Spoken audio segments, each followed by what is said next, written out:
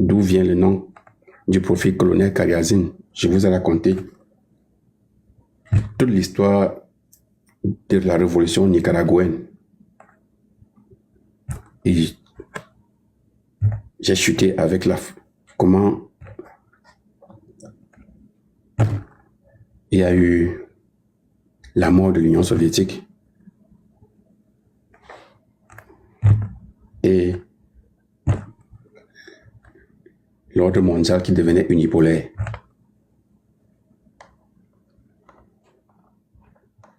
Ok.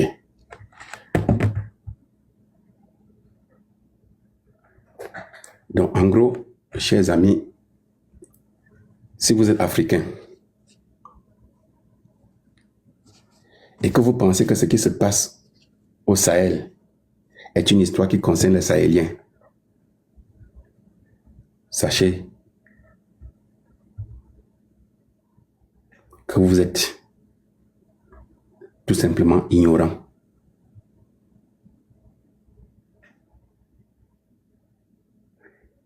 Tout Africain qui ne soutient pas la révolution sahélienne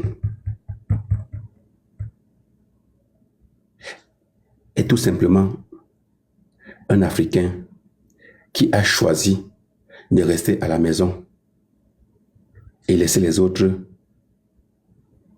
combattre pour sa cause. Et quand tu restes à la maison, tu refuses de participer à la lutte et tu laisses les autres combattre pour ta cause. Il faut prendre garde. Car une chose est sûre, c'est que comme tu ne partages pas la lutte, tu partageras la défaite. Je reprends. Si tu ne partages pas cette lutte-là, tu partageras la défaite. Pourquoi? Parce que quand l'AES va tomber là, aucun pays d'Afrique ne pourra encore oser lever la tête. Je dis aucun. Nous allons rester des sous-hommes. Nous allons être assujettis à vie. Comme disait le général Lecointre, ils reviendront chez nous, nous recoloniser. Et ça ne souffre de rien. Et nous ne pourrons rien faire.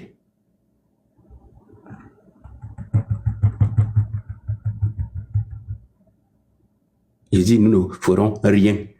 Personne ne lèvera le petit doigt. Parce que quand il a fallu qu'on se mette ensemble, les gens vous ont dit que votre pays s'appelle le Cameroun, votre pays s'appelle le Gabon, votre pays s'appelle le Tchad, votre pays s'appelle...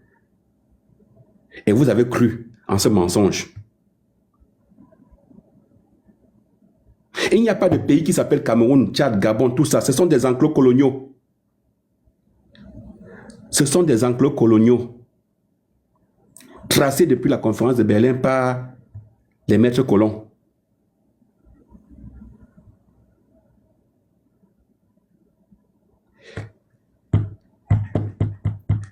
Tant que les Africains ne se mettront pas ensemble pour mener cette révolution,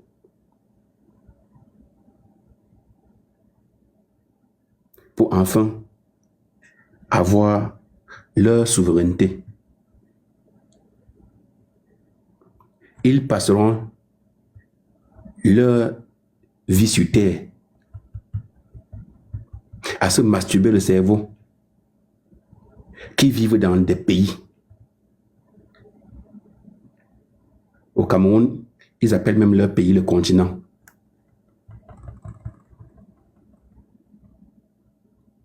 Tout ça, ce sont des enclos coloniaux.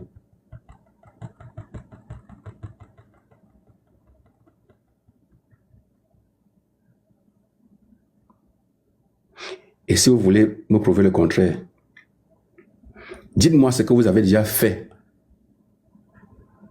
en tant que citoyen, souverain,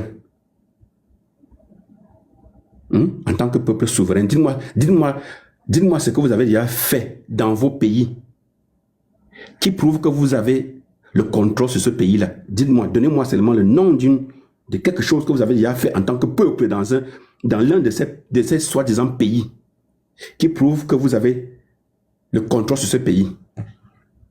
Vous citez une seule chose et puis j'arrête.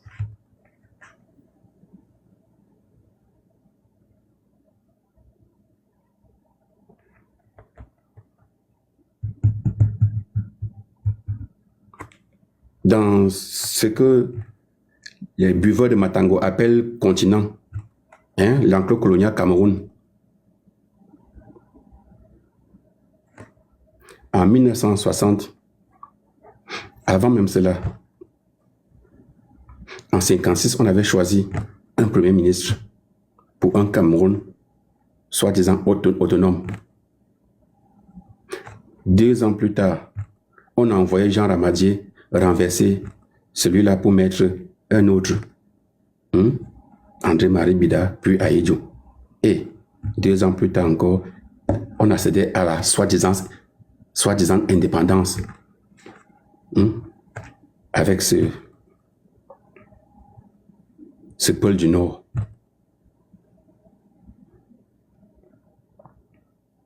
Et en 1979, ils ont décidé que c'est eux qui disent ce qui doit se passer chez nous. Ils ont envoyé des constitutionnalistes modifier votre constitution. Votre constitution entre guillemets. Parce que une constitution est normalement un contrat social. Mais à quel moment les Africains, les Camerounais s'étaient mis ensemble pour décider du contenu de ces constitutions-là? Non, c'était juste un modèle calqué. C'était juste une constitution calquée sur le modèle français. Donc, on met devant vous comme un livre déjà écrit, on vous dit, voilà comment vous devez fonctionner. Et quand ça ne les arrange pas, ils viennent. Ils vous disent que c'est nous qui l'avons écrit, donc on peut modifier tel ou tel paragraphe. C'est ce qui s'est passé en 1979. On a écarté Salomon Tandemuna comme étant le successeur constitutionnel du Cameroun. Je veux dire, successeur constitutionnel du représentant de l'ordre néocolonial qui était là, Babatoura Ahidjo. On a remplacé par un autre représentant de l'ordre néocolonial au nom de Paul Barthélemy Biabi Vondo, qui venait de finir à la coloniale. Il venait de sortir de la coloniale.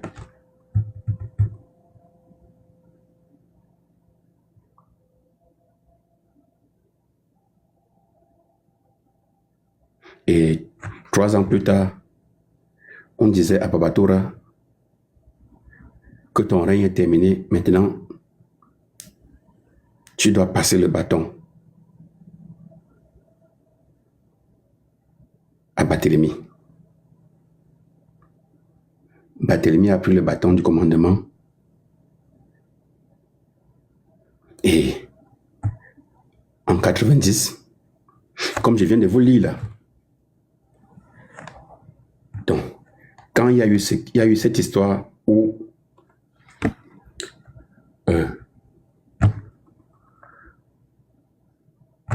le 9 novembre 1989, le mur de Berlin est tombé, mettant la fin de la rivalité entre les deux blocs et accélérant par là la chute de l'Union soviétique le 25 décembre 1991, donc 2 ans plus tard, ainsi que la disparition de la guerre froide. Donc, quand le mur de Berlin est tombé le 9 novembre 1989, qu'est-ce qu'ils ont fait? Les colons se sont rassemblés et ils ont décidé de la nouvelle ligne à suivre. Et l'homme même dont votre dictateur avoue être son meilleur élève a rassemblé tous les représentants de l'ordre néocolonial à Paris et il leur a dit Voici la nouvelle ligne à suivre. Parce que les ordres ne venaient pas de lui, ça venait de Washington. Puisque là, on était maintenant dans un ordre mondial unipolaire. Donc, décidé, dont Washington était à la tête. Donc, Washington appelle Paris, Paris appelle ses contremaîtres dans ses plantations et leur donne des ordres. On leur a dit maintenant, il n'y a plus de guerre froide. Donc, organiser les élections. Donner la possibilité à tout le monde de s'exprimer. Maintenant, c'est la démocratie. Les gens ont défilé à Yaoundé pour dire non, nous on ne veut pas, on ne veut pas. On leur a dit, vous n'avez pas le choix. Si vous refusez, on coupe toute aide. Mais ça, c'était seulement la face émergée.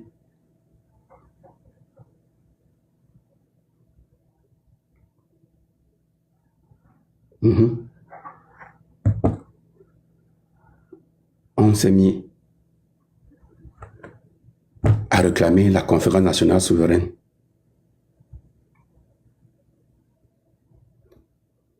Un fils de Baham, envoyé par son maître, a dit que la conférence nationale souveraine est sans objet.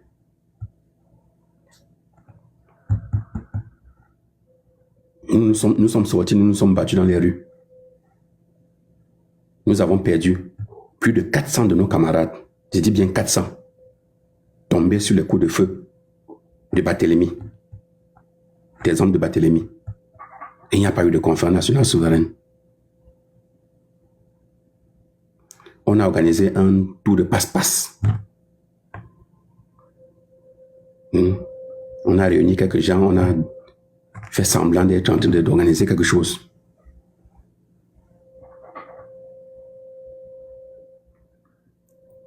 Et il y a eu quelques temps plus tard des élections anticipées ou précipitées.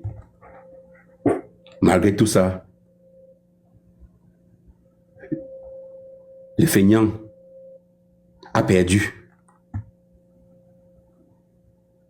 Il a perdu parce que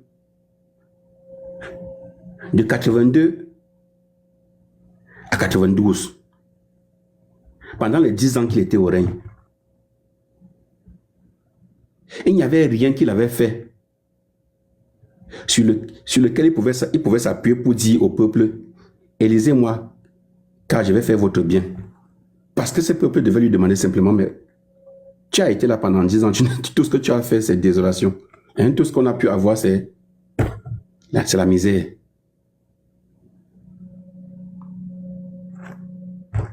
Alors, comme il n'avait pas de programme politique, de projet de société, il n'avait rien d'autre.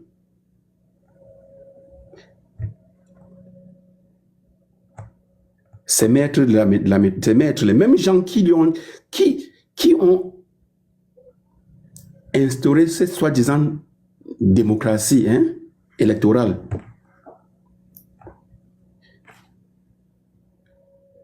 lui ont dit quoi faire. On lui a donné une âme fatale. L'âme du bouc émissaire. L'âme de l'ethnisme.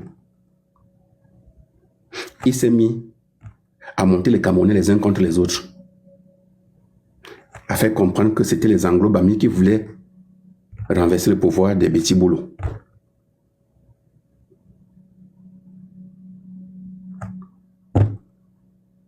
Et dans le socle granitique, on pillait, on massacrait.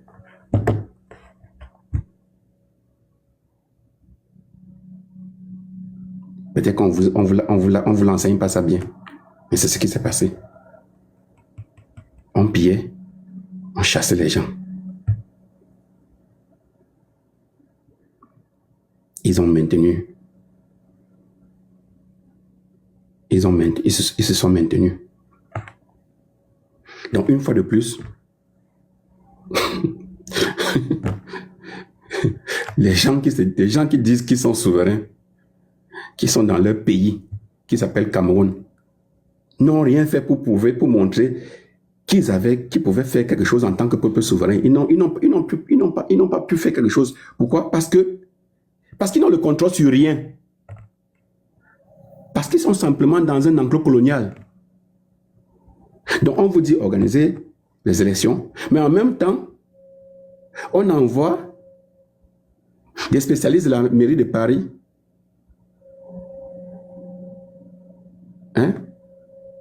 des spécialistes au tripatouillage électoral. Donc pendant que vous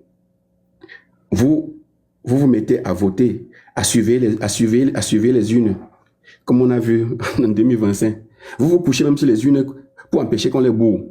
Vous pensez que après avoir fait ça, on va aller compter, on va vous dire que vous avez gagné.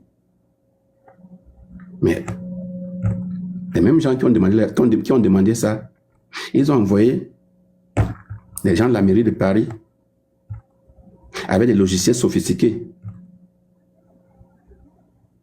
Donc, quand vous comptez, quand vous avez voté pour 70% pour l'opposant, ils transforment ça en 70% pour le dictateur. Ça s'appelle simplement le soutien aux dictatures, qui est une phase de la doctrine de guerre révolutionnaire. Pourquoi? Parce qu'il faut protéger les dictatures en place. Parce que ces dictateurs-là font partie du cercle des initiés.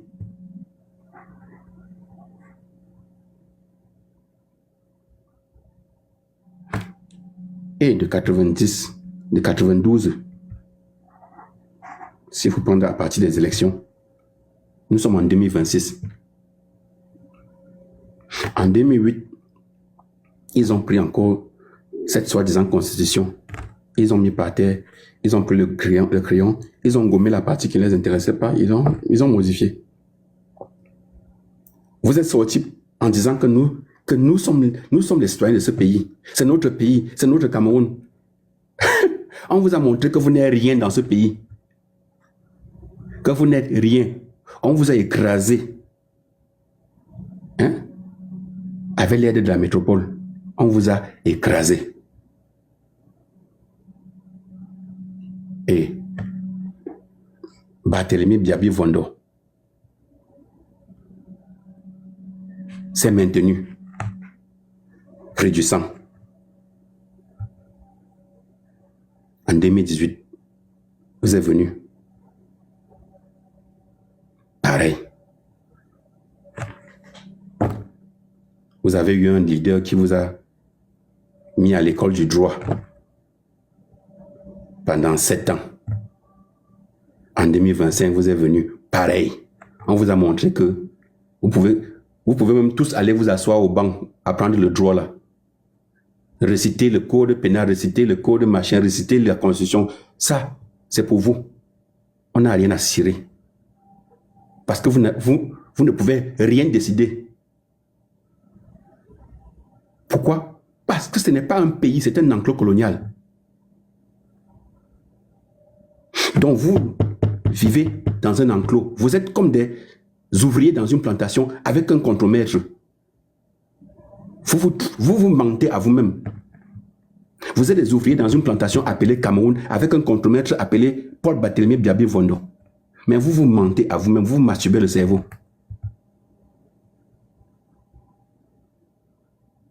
Je vous ai lancé un défi. Dites-moi une chose que vous avez fait en tant que peuple souverain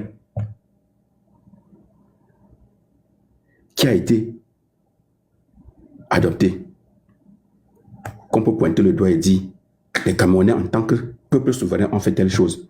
Vous me citez un seul exemple et puis j'arrête de parler. Il n'y en a pas. Parce que vous ne comptez pas. Parce que vous êtes des esclaves qui refusent d'assumer leur révolte. Donc, vous ne méritez même pas qu'on s'apitoie sur votre sort.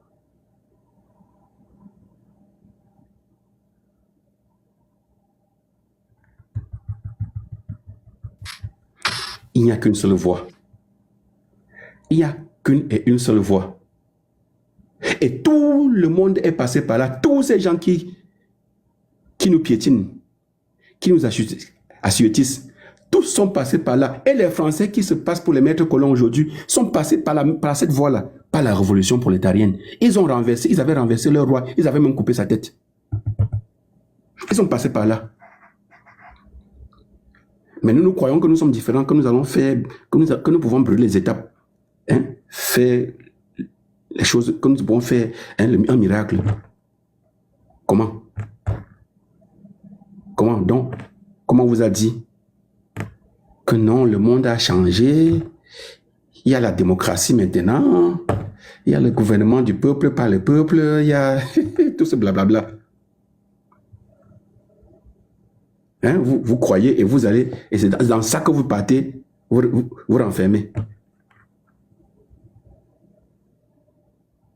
Mais je lance un défi à tout Africain.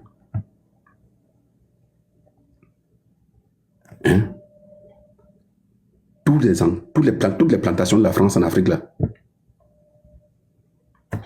Je veux voir une seule plantation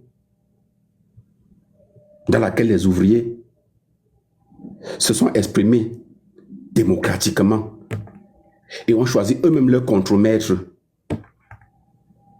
jusqu'à ce que leur situation a changé. Il n'y en a pas. Il n'y a pas. Et dès qu'il n'y a pas, parce que depuis des années, là, le seul pays qu'on a utilisé comme vitrine de démocratie en Afrique, c'est le Sénégal. Mais comme je vous ai dit, c'est une vitrine craquelée. C'est une démocratie privatisée. Les Sénégalais eux-mêmes aujourd'hui, ils comprennent. Ça les a pris du temps. Ils étaient convaincus qu'ils se révoltaient et que c'est parce qu'ils étaient trop forts que les gens ne faisaient pas de troisième mandat, machin. Non, non, non. C'est simplement qu'on avait choisi le Sénégal comme la vitrine de la démocratie. Donc, on fait comme si, on fait un truc comme ça, et puis on voit votre réaction, vous sautez, vous dites, on ne veut plus de Abdoulaye Wade, Macky Sall porte le matelas, il passe se coucher en plein route, les Sénégalais sont autour de lui, oui Macky Sall, oui Macky, on meurt avec toi Macky. Après, Abdoulaye Wade part, Macky Sall vient. Sonko à son tour vient. Oh, tu vas seulement me tuer. Oh, pas de troisième mandat ici. Oh, le peuple est souverain. Oh, on va faire ceci. On le prend, on lui dit que tu as caressé les cuisses d'une fille. On le met au gnouf. On prend son Tinda. Bassirou Diomaye Faye. On le met là-bas. Et puis les gens chantent au nom de la démocratie. Pour seulement remarquer 6 mois plus tard que Bassirou Diomaye Faye n'est pas différent de Macky Sall.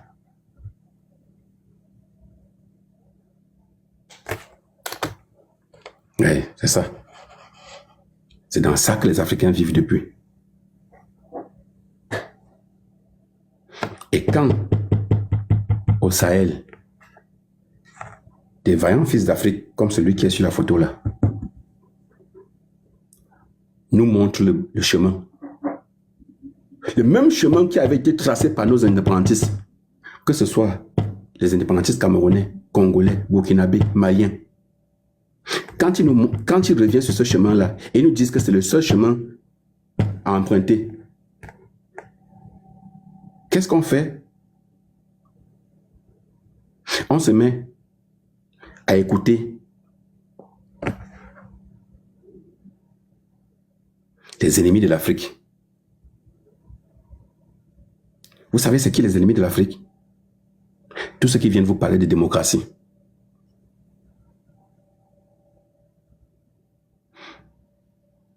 Parce qu'un truc de tel n'existe pas. Il n'y a pas de démocratie au monde. Il n'y a pas pas de démocratie au monde. Il n'y a pas. Il n'y a aucun État qui se gouverne démocratiquement dans ce monde-ci. D'abord, la démocratie elle-même n'est pas démocratique.